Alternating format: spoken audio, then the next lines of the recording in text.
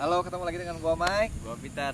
Hari ini kita bahas lanjutannya mengenai hubungan antara meaningful dengan moral ya. Nah, seperti janji kita yang lalu, kita akan kasih contoh.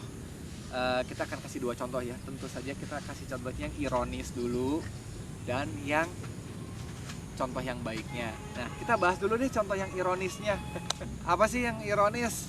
Kita ambil contoh orang yang berbisnis dengan cara yang tidak benar, tidak wajar ya, gitu ya. Yeah. Kan banyak ya di zaman sekarang ini orang pengen gaya hidupnya wah seperti orang jet set lah disebutnya jet set, seperti selebritis, punya mobil balap, punya segala macam. Nah, bagaimana Pit? Itu Pit.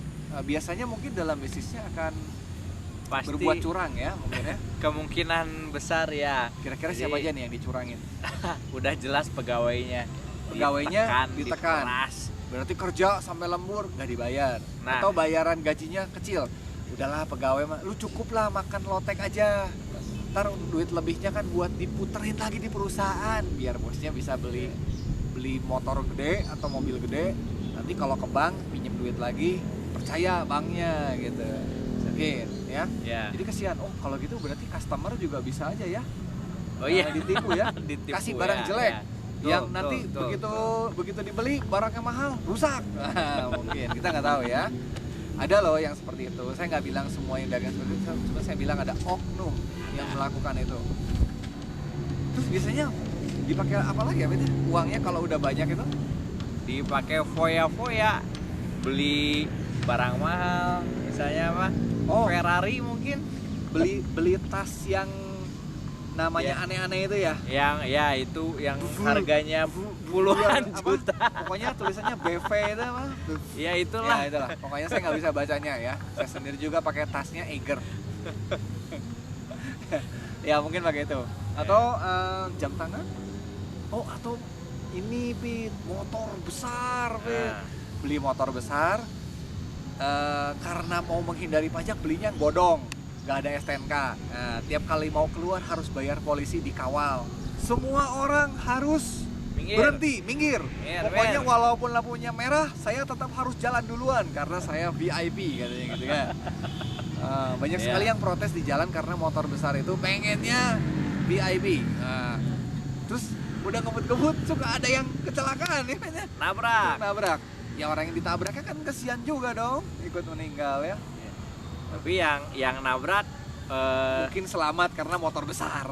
dan tenang-tenang aja, banyak duit kok.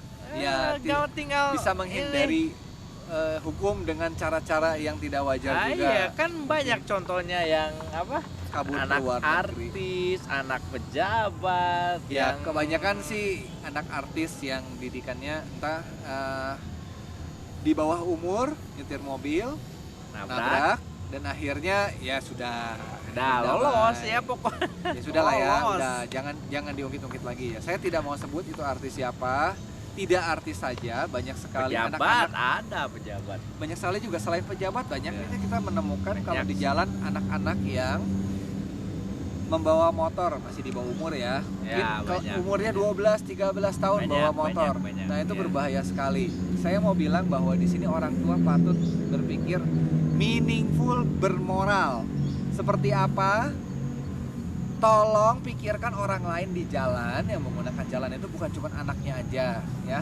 Surat izin mengemudi itu artinya harus minta izin ke yang berwajib. Nah, anaknya itu belum diizinkan sama yang berwajib untuk mengendarai kendaraan bermotor karena anaknya dianggap belum bisa bertanggung jawab dengan perbuatannya. Ya, makanya tidak dikasih surat izinnya. Itu kalau misalnya main motornya di dalam rumah ya udahlah itu bukan urusan kita. Tapi kalau di jalan raya kan banyak pengguna jalan lain, takutnya ada kecelakaan kan orang tuanya yang susah harus bertanggung jawab. Salah satunya itu ya Bit ya.